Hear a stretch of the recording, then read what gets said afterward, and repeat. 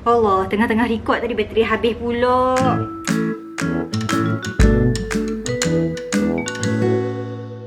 Hello, Assalamualaikum. Hari ini kami nak cerita sikit pasal ubat batuk untuk kanak-kanak bawah 2 tahun. Okey, sebelum tu nak cakap lah kenapa pentingnya batuk. Manusia perlu batuk sebab kita nak buang foreign object dalam kita punya rongga, rongkong, tekak. Kita nak buang kahak, habuk-habuk yang duk lekat tu kan, sebab tu kita batuk.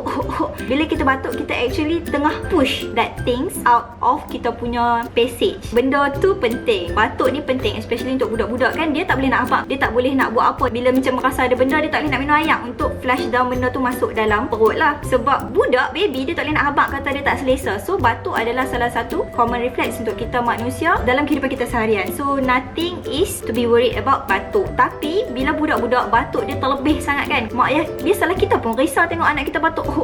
Ada sakit apa, batuk kokol ke apa kan, so kita risau. So bila benda ni jadi, memang selalu parents akan bawa pergi jumpa doktor lah. Nak pergi mana lagi, takkan nak pergi jumpa Pak Nujum untuk kemudian pula kan. Problem is certain GP ataupun certain klinik, dia pun bagi je ubat batuk yang tak sepatutnya budak bawah 2 tahun ambil. Kalau hospital ataupun dekat PIT center specialist yang bagi ubat batuk untuk bawah 2 tahun ni, normally ada reason dia and it is under doctor supervision. Maksudnya bila duduk hospital bagi ubat batuk, doktor akan monitor, doktor akan tengoklah apa yang akan jadi. Sebab FDA tak recommend ubat batuk kepada kanak-kanak bawah 2 tahun. And American Academy PITS pula cakap ubat batuk tak sesuai untuk budak-budak bawah 4 tahun. Bila kita bagi ubat, kita akan measure benefit mesti lebih daripada drawback. Dia punya disadvantage, dia punya harm. So bila kita tengok, bila research dah buat, dikatakan bahawa bila bagi ubat batuk ataupun ubat sesama kat budak bawah 2 tahun, kiranya benefit dia kurang. Lebih banyak kesan buruk yang akan terjadi. Benefit dia melegakan batuk lah. Kesan buruk, kesan sampingan untuk kanak-kanak bawah 2 tahun ni memang selalunya kita akan monitor for respiratory depression. Maksudnya sistem pernafasan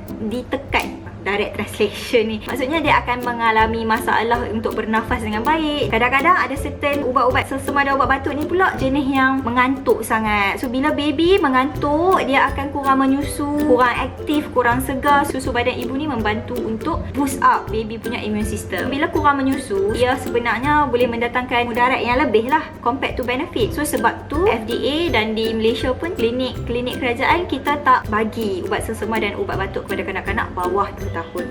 Bila kita cakap pasal batuk, ada 2 jenis batuk. Satu kita panggil dry cough, batuk kering. Satu kita panggil productive cough, batuk yang produktif, dia produce something, which is kahak lah. So batuk kering ni maksudnya tak ada kahak, yang buat tekak kita sakit dan kering lah. Batuk berkahak pula, batuk yang ada kahak, kita rasa ada gelema dekat saluran nafas, dekat tekak tu kan, tu batuk berkahak lah. Bila kita cakap pasal ubat batuk, ada 4 jenis ubat batuk lah yang saya nak simpulkan hari ni. Kita ada expectorant. Cough expectorant, kita nak cough out benda-benda asing dalam kita punya saluran nafas lah. Ubat batuk yang ada cough expectorant ni sesuai untuk batuk yang berkahak, sebab kita nak keluarkan kahak tu. Contoh expectorant macam guaifenesin. Yang kedua kita ada mucolytic ataupun cairkan kahak. Dia akan buat kahak tu cair. So bila kahak cair, dia akan senang keluar lah. Dan kita ada suppressant, maksudnya dia menahan kita daripada batuk. Contoh cough suppressant adalah dextromethorphan. Ni nama ubat lah. Selalunya jenis ubat ni sesuai untuk orang yang batuk dia kering. Bila tak ada kahak, kenapa kita nak pakai expectorant untuk keluarkan? Kita pakai cough suppressant lah untuk suppress batuk supaya kita tak batuk-batuk dah.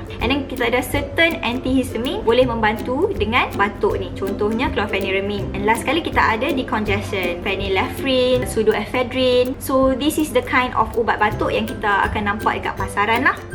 Tapi bila kita sebut ubat batuk, bukan semua ubat batuk tak boleh. Bila kita sebut ubat sesama, bukan semua tak boleh. Ada yang boleh, ada yang tak boleh. I nak share poster yang Kementerian Kesihatan Malaysia dah sediakan untuk listkan ubat-ubat batuk apa yang tak sesuai digunakan untuk budak bawah 2 tahun. Kena tahu juga, yang ini adalah nama-nama aktif ingredient dalam produk ubat batuk tersebut. Dia bukan nama brand. So bila kita pergi kedai, bila kita pergi farmasi, bila kita tengok brand, oh ni tak ada pun nama dalam yang Siti Awa cakap tu, boleh lah kot. Brand lain nama aktif ingredient lain. So yang saya duk sebut macam-macam ni adalah nama aktif ingredient tu. Sebab brand ada macam-macam brand. Kita ada Benadryl, kita ada kami pun tak tahu nama-nama brand lain. Kami tak kerja kat farmasi yang jual produk-produk over the counter ni. So kami tak familiar dengan brand. Tapi satu aktif ingredient, satu jenis ubat ni dia ada macam-macam brand. So kena pay attention lah bila beli barang. Jangan duk tengok brand saja, tengok apa kandungan dalam brand tu juga. Boleh tengok dalam poster KKM ni, antara ubat-ubatnya yang tak boleh diberikan kepada kanak-kanak bawah 2 tahun adalah Triprolidin. Aku pun dah lama tak menyebut nama ubat-ubat ni, tersasul-sasul. Triprolidin, Promethazine, Diphenhydramine, Chlorpheniramine, Dextromethorphan. Yang dalam poster ni adalah ubat-ubat batuk yang tak boleh bagi kat budak-budak bawah 2 tahun. Sebab apa? Sebab yang macam saya cakap tadi lah, respiratory depression, budak-budak senang semput, tak boleh bernafas, susah sakit dada apa semualah. So kita nak elakkan benda ni daripada terjadi. So persoalan dia, kalau kanak-kanak, budak-budak, kalau anak saya ni setahun 3 bulan, so batuk, takkan nak biar je, nak tengok je, nak buat macam mana ni kan. Ada ubat yang boleh diberikan kepada kanak-kanak bawah 2 tahun ni, tapi make sure jumpa doktor dulu ataupun pergi ke farmasi dan dapatkan nasihat daripada ahli farmasi. Antara ubat-ubat yang boleh diberikan kepada kanak-kanak bawah 2 tahun, bawah 1 tahun, kita ada Prospan, Salbutamol, kita ada Mucosolvan, especially kalau berkahak tu memang kita akan recommend Mucosolvan lah. And then kita boleh bagi secara topical, which is Vicks, Vaporub ke yang berangin-angin tu kan, gosok-gosok, sapu-sapu kat dada, area-area yang kita rasa boleh membantu pernafasan dia. Sebab bila pakai Vicks, bila pakai Vaporub ni, kita berharap agar kahak tu senang cair dan dia boleh legakan baby tu sendiri. Kalau semua selalu di hospital atau klinik-klinik kerajaan, kita akan bagi normal saline nasal drop. Dia sebenarnya ayak garam je untuk tolong looskan kahak-kahak dan hingus-hingus tu. Tapi kalau ada duit lebih, pergi ke farmasi-farmasi di luar sana, beli yang boleh tembak terus masuk hidung. Contohnya macam Sterimar. Biasa tengok tak video-video Mak Saleh tu kan, dia pun macam picit satu botol ayak ni, ayak masuk kot hidung sebelah ni, keluar kot hidung sebelah ni. Yang keluar tu hingus-hingus yang meleleh-leleh apa semua kan. Itu adalah salah satu cara untuk cairkan hingus-hingus ataupun buang hingus tu daripada hidung anak ataupun hidung kita sendirilah. Especially yang resdung. Kalau resdung tu memang pakai normal saline, Sterimar, apa tau, saya tak ingat lah nama brand. Basically it's normal saline. Memang baguslah untuk cuci-cuci hidung. Dan kalau kita ada anak yang macam selalu sangat berhingus susah keluar kerja, asyik reyam, nangis-nangis sebab tak selesa kan, belilah satu alat penyedut hidung tu dekat farmasi ada. Cara-cara nak pakai penyedut, first kali kat luar ni, dia ada macam dropper tau, dia ada macam pump tu kan, picit dulu, masukkan dalam hidung and then lepas. Bila kita lepas tangan, dia akan produce that vacuum tau. Vacuum tu akan sedut hingus-hingus masuk dalam bekas penyedut tu. Dah habis tu, keluarkan daripada hidung dan bersihkan lah. Ada setengah ibu bapa yang saya tahu, ini senior saya masa saya belajar dekat Ketin Perth dulu, dia tak ada alat penyedut tu. So dia buat apa? Dia sedut directly hidung anak dia. Nasib lah tertelan ke tak tertelan, aku tak tahu lah. Tapi basically itulah pengorbanan seorang ibu, seorang bapa, sedut hingus anak nak bagi anak bernafas dengan selesa. Hingus anak sendiri apa yang potong sangat kan. Secara umumnya untuk kesihatan anak-anak kita, kalau dia demam ke, dia sesema ke, make sure dia always hydrated. Bagi minum air secukupnya, minum susu banyak, sebab susu ni memang susu ibu, susu badan memang bagus untuk anak-anak kita. Kalau ibu yang tak dapat produce susu, kurang demand ke, sibuk kerja ke, susu tak ada kan, jangan risau, jangan rasa rendah diri, tak apa, bagi minum susu formula pun tak apa, tak ada masalah. Janji anak kenyang, anak sihat.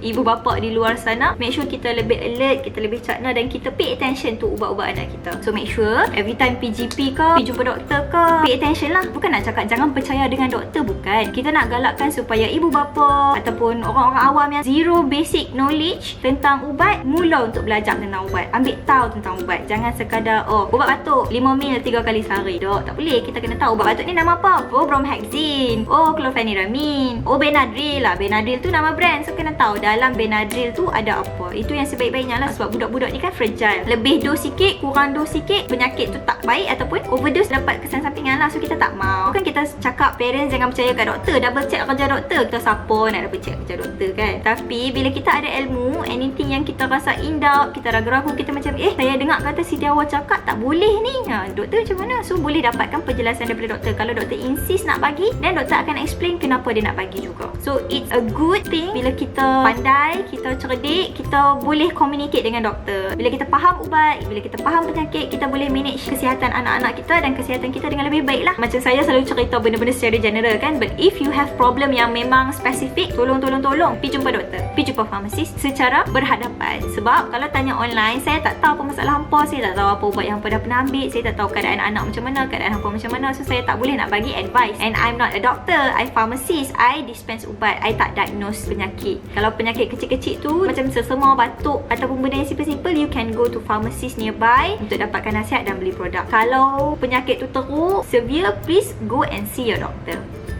Sekian saja, that's all for today. Thank you for watching. Don't forget to like and comment down below pengalaman ke, soalan-soalan ke, kod-kod orang lain yang tengok, boleh bagi opinion. I harap sharing I bermanfaat and membantu ibu bapa di luar sana untuk tahu lebih banyak tentang ubat anak. So I'll see you guys next time. Wassalamualaikum. Bye.